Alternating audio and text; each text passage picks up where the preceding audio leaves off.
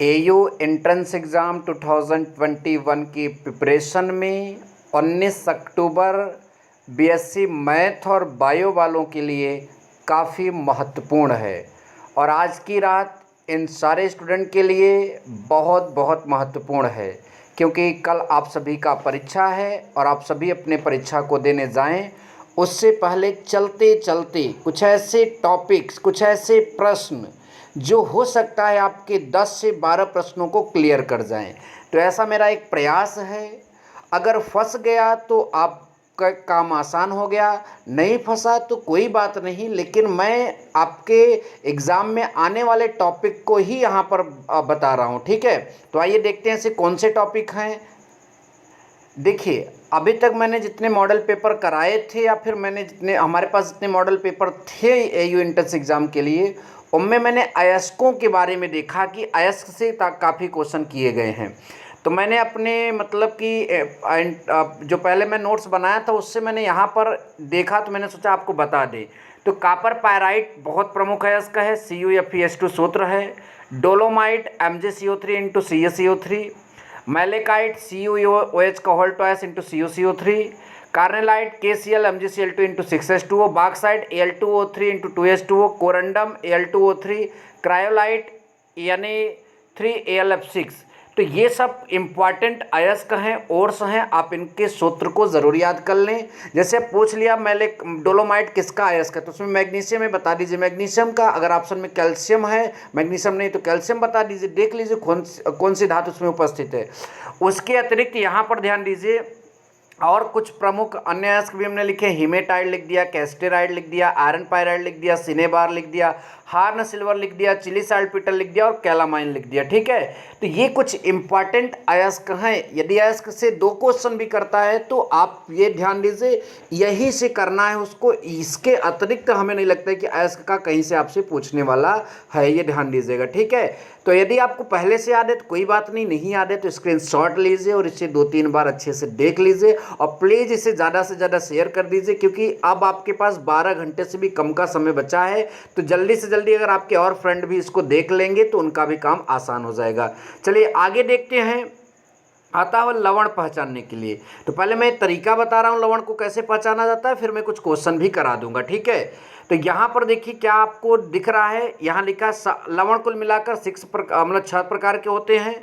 जो आपका पहला लवण है सामान्य लवण, दूसरा अम्लीय, तीसरा क्षारीय लवण, चौथा आपका द्विक लवण, पांचवा मिश्रित लवण और छठवां आपका संकर लवण। सवाल ये उठता है सामान्य लवण क्या होता है। देखिए, तो मैंने यहाँ लिखा है H+ के अतिरिक्त, मैं थोड़ा बड़ा भी कर देता हूँ ताकि आपको समझ में आए। सामान्य लवण का मतलब H+ के अतिरिक्त धनायन और OH- के अतिरिक्त ऋणायन, बस यही याद रखना है। सामान्य लवण में H+ के अतिरिक्त धनायन और OH- के अतिरिक्त ऋणायन। अम्लीय लवण मतलब H+ आएगा, अम्ल का पहचान। क्षारीय लवण मतलब OH- आएगा। इस तरह से 3 लवण तो आप याद ही कर लेंगे। H+ के अतिरिक्त धनायन तो सामान्य लवण, OH- के अतिरिक्त ऋणायन तो सामान्य लवण, H+ दिखा तो अम्लीय लवण, OH- दिखा तो क्षारीय लवण। इसके बाद अब हम आगे बढ़ते हैं। मिश्रित लवण कैसे पहचानेंगे। 2 भिन्न भिन्न धनायन अगर दिख गया तो मिश्रित लवण, 2 भिन्न भिन्न ऋणायन दिख गया तो मिश्रित लवण। अभी क्वेश्चन करेंगे खुद ही क्लियर हो जाएगा। उसके बाद यहाँ पर देखिए द्विक लवण की अगर हम बात करें यहाँ पर, तो द्विक लवण जो है 2 सामान्य लवण अगर दिख गए तो वो द्विक लवण है। और सामान्य लवण अभी हमने बताया H+ के अतिरिक्त धनायन, OH- के अतिरिक्त ऋणायन। तो 2 सामान्य लवण अगर किसी लवण में आपको दिख रहे हैं तो आपका द्विक लवण अर्थात डबल साल्ट होगा। संकर लवण या जटिल लवण की बात करें, ठीक है, जिसे हम कॉम्प्लेक्स साल्ट भी बोलते हैं, उसके लिए कुछ भी याद नहीं रखना, बस ये डिब्बा अगर ये आपका बड़ा ब्रैकेट आपको वहाँ पर दिख जाए, ठीक है, ये बड़ा ब्रैकेट अगर आपको वहाँ पर दिख जाए ये वाला, तो समझ लीजिए वो कौन सा लवण होगा, संकर लवण। ठीक है, अब आप चाहें तो इसका स्क्रीनशॉट ले सकते हैं। ठीक है, यहाँ पर इसका क्या ले सकते हैं, आप स्क्रीनशॉट ले सकते हैं और फिर ताकि आपका काम आसान हो जाए। मैंने इस तरह से इसको मेंटेन किया है ताकि आप इसको जल्दी से रिवीजन कर सके। चलिए कुछ प्रश्न करते हैं। यहाँ पर हमें पहचानना है लवणों को। ठीक है, ध्यान दीजिए, थोड़ा बड़ा कर लेते हैं ताकि दिखे भी अच्छे से। NaCl की बात करें तो Na+Cl- ना H+ है ना OH-, तो इसलिए सामान्य लवण। NaHSO4 में H+ आ जाएगा, यहाँ पर दिख रहा है आपका, तो इसलिए आपका अम्लीय लवण। NH4 Cl में NH4 प्लस और Cl माइनस आएगा, ना H प्लस ना OH माइनस, सामान्य लवण। Na2SO4 में Na प्लस और SO4 डबल माइनस आएगा, तो ये आपका सामान्य लवण हो जाएगा। आइए और देखते हैं, NaH2PO4, तो ये आपका जो है NaH2PO4 जो है ये आपका अम्लीय लवण है, क्योंकि यहाँ पर H दिख रहा है। KHSO4, यहाँ पर H दिख रहा है, अम्लीय लवण है। अब यहाँ CaCOL और Cl, ठीक है, तो ये आपका मतलब मिश्रित लवण है, क्योंकि यहाँ पर देखिए ये जो इसमें लास्ट के जो दो पार्ट हैं OCl और Cl, इन दोनों पर माइनस रहता है, ठीक है। तो ये एक ऑक्सीक्लोराइड आयन है और एक क्लोराइड आयन है, तो दो ऋणायन, मतलब अलग अलग ऋणायन दिख गया, तो इसलिए मिश्रित लवण है। अब आगे चलते हैं, देखिए FeSO4 इंटू NH4 का NHSO4 यहाँ पर और इंटू 6H2O आपको दिख गया इस तरह से, ठीक है। तो जब ये आपको दिख गया, यहाँ पर NHSO4 का शायद होल ट्वाइस होना चाहिए, ठीक है, वो लिखने में गलती हो गया है। चलिए कुल मिलाकर आपको पहचानना है क्या है यहाँ पर। तो FeSO4 एक सामान्य लवण है, NHSO4 भी एक सामान्य लवण है, ठीक है। तो ये आपका क्या हो जाएगा, द्विक लवण हो जाएगा। आई होप कि आपने इसको पहचान लिया। K2SO4 इंटू L2SO4 का होल थ्राइस यहाँ होना चाहिए, जल्दबाजी में लिखा नहीं गया है, ध्यान दीजिएगा। और इंटू 24H2O, ठीक है, तो ये फिटकरी भी आपका द्विक लवण है, क्योंकि इसमें ये वाला और ये वाला सामान्य लवण है। और आपका K4FeCN6 पोटेशियम फेरोसाइनाइड जो है ये आपका जो है संकर लवण है। क्यों? क्योंकि यहाँ पर एक बड़ा ब्रैकेट देखने को मिल जा रहा है, ठीक है। चलिए और देखते हैं, और हमने क्या लिखा है, जल की कठोरता से क्वेश्चन आ गया तो कैसे करोगे, स्क्रीनशॉट लेकर भाग जाओगे तो थोड़ी कर पाओगे। समझो मैं क्या बता रहा हूँ। तो देखिए जल में दो तरह की कठोरता होती है। सबसे पहले ध्यान दीजिए, स्थायी कठोरता और अस्थायी कठोरता और स्थायी कठोरता। स्थायी कठोरता का कारण कैल्शियम बाइकार्बोनेट और मैग्नीशियम बाइकार्बोनेट। ध्यान दीजिएगा, एकदम रट लो, कैल्शियम बाइकार्बोनेट, मैग्नीशियम बाइकार्बोनेट, कुल मिलाकर बाइकार्बोनेट अस्थायी होता है, ये आप ध्यान दीजिए, ठीक है। और दूर करने के उपाय क्या हैं यहाँ पर? दूर करने के उपाय जो हैं उबालकर और क्लार्क विधि, यहाँ पर दूर करने के इसके क्या हैं, उपाय हैं, क्लार्क विधि और उबालकर, ठीक है। आएगा वहाँ पर कि जल की अस्थायी कठोरता दूर की जा सकती है, तो ऑप्शन दिए रहेंगे, तो उबालकर और क्लार्क विधि रहेगा, तो टिक मान लीजिएगा, ठीक है। अब यहाँ पर हम बात करें जो है कि अस्थायी कठोरता की, तो कैल्शियम के सल्फेट व क्लोराइड हो या फिर मैग्नीशियम के सल्फेट व क्लोराइड। वहाँ कैल्शियम और मैग्नीशियम के बाइकार्बोनेट अस्थायी, यहाँ सल्फेट और क्लोराइड तो स्थायी। सल्फेट क्लोराइड बनाते हैं स्थायी, बाइकार्बोनेट बनाते हैं अस्थायी, ध्यान दीजिए। इसके दूर करने की तीन विधि है यहाँ पर, परम्यूटेड या जियोलाइड विधि, कैलगन विधि और आयन विनिमय विधि या रेजिन विधि बोलते हैं, ठीक है। देखिए फिर से याद कर लीजिए, इसको ध्यान से समझ लीजिए, पूछा जा सकता है, इंपॉर्टेंट है। परम्यूटेड या जियोलाइड विधि, कैलगन विधि, आयन विनिमय, रेजिन विधि, ठीक है। तो ये आपको यहाँ पर याद रखना चाहिए। उसके बाद यहाँ पर देखिए परम्यूटेड का सूत्र पूछ लिया गया, तो Na2Al2SiO8 इंटू 2H2O परम्यूटेड का सूत्र है। कैलगन का यहाँ पर सूत्र लिखा है, आप इसको देख लीजिए, ठीक है। और धावन सोडा विधि से दोनों प्रकार की कठोरता को दूर किया जा सकता है। धावन सोडा विधि जो होती है उससे दोनों प्रकार की कठोरता हम दूर कर सकते हैं। तो इस तरह से आप इसको भी तैयार कर लीजिए, स्क्रीनशॉट फटाफट लीजिए। अब हम आगे बढ़ते हैं, ठीक है। सूचक से रिलेटेड क्वेश्चन पूछता है, सूचक उनके रंग, तो यहाँ लिटमस है, मिथिल ऑरेंज है, मिथिल रेड है, फिनाल रेड है और फिनाप्थलीन है, ठीक है।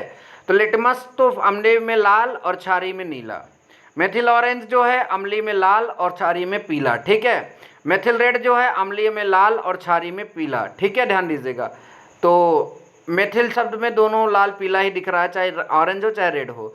फिनॉल रेड जो है अम्लीय में पीला और जो क्षारीय में है लाल, ठीक है, ध्यान दीजिए। फिनोप्थलीन की बात करें तो अम्ल में कोई रंग नहीं होता उसका, आप सबको पता होगा। और यहाँ पर जो क्षारीय माध्यम है तो उसमें बोलेगा गुलाबी आंखें जो तेरी देखी, समझ रहे हो ना, तो यहाँ पर गुलाबी रंग होता है। अब पीएच मान, वैसे तो बहुत चीज़ों के पीएच मान आपके याद करने होते हैं, लेकिन हमने यहाँ पर 2-3 पीएच मान लिख लिए। दूध का पीएच मान 6.4 होता है, याद कैसे करोगे? दूध किसके लिए ज़रूरत पड़ती है? 6 पैक बनाने के लिए और चाय बनाने के लिए। 6 पैक मतलब 6, चाय मतलब 4, 6.4। मानव रक्त तथा आंसू, तो देखिए हमारे पास रहते हैं 7 लोग और 4 लोग, ठीक है, 7 मतलब 7, हमारे साथ रहते हैं 4 लोग और रुलाते हैं हमें खून के आंसू। तो ये किसका हो गया? आपका मानव रक्त और आंसू के पीएच मान, ठीक है। शुद्ध जल का आपको पता ही होगा। और चलते चलते यहाँ पर एक बात और बताएंगे, पीएच मान जो है, अम्ल का पीएच मान 7 से कम, ठीक है, और उदासीन विलयन का मान पीएच मान 7 और क्षारीय विलयन का मान पीएच मान जो होता है वो 7 से अधिक होता है। वैसे आपको पता था, याद दिलाना मेरा काम है, ठीक है। आगे चलेंगे, यौगिकों को पहचानने के लिए भी आपके एग्जाम में क्वेश्चन आ सकते हैं। तो यौगिकों को कैसे पहचाना जाएगा ये मैं आपको यहाँ बताने जा रहा हूँ। मेरा तरीका इस्तेमाल करें, आपको कोई दिक्कत नहीं होगी। देखिए, यौगिक को 3 भागों में बांटते हैं, आयनिक यौगिक या वैद्युत संयोजी यौगिक, फिर सहसंयोजी यौगिक या उपसहसंयोजी यौगिक, ठीक है। आयनिक यौगिक कोई तभी होगा जब वो धातु और अधातु से जुड़ा होगा, और अधातु धातु जुड़ा होगा तो सहसंयोजी होगा, और ये डिब्बा दिख जाएगा तो सहसंयोजी हो जाएगा, ठीक है। अब सवाल ये उठता है कि हम कैसे याद रखें, 118 एलिमेंट्स हैं तो उसमें कौन धातु है कौन अधातु। तो अधातु का मैं कम से कम 8-10 नाम गिना दे रहा हूँ, इसके अलावा आप ध्यान दीजिएगा सब धातु ही आपको देखने को मिलेगी, ठीक है। वैसे तो अधातु इससे ज़्यादा है, लेकिन इंपॉर्टेंट वाला मैं बता रहा हूँ जो कंपाउंड बनाते हैं, ठीक है। तो पूरा हैलोजन बोले तो fluorine, chlorine, bromine, iodine, fluorine, chlorine, bromine, iodine, ये पूरा आपका अधातु है। ऑक्सीजन सल्फर आपका अधातु है, ध्यान दीजिए, ऑक्सीजन सल्फर आपका अधातु है। फास्फोरस अधातु है, कार्बन अधातु है, हाइड्रोजन अधातु है। यदि ये हैं सब तो ये धातु हैं। उसके अतिरिक्त ज़्यादातर धातु ही होते हैं, कुछ उपधातु भी हैं, ठीक है।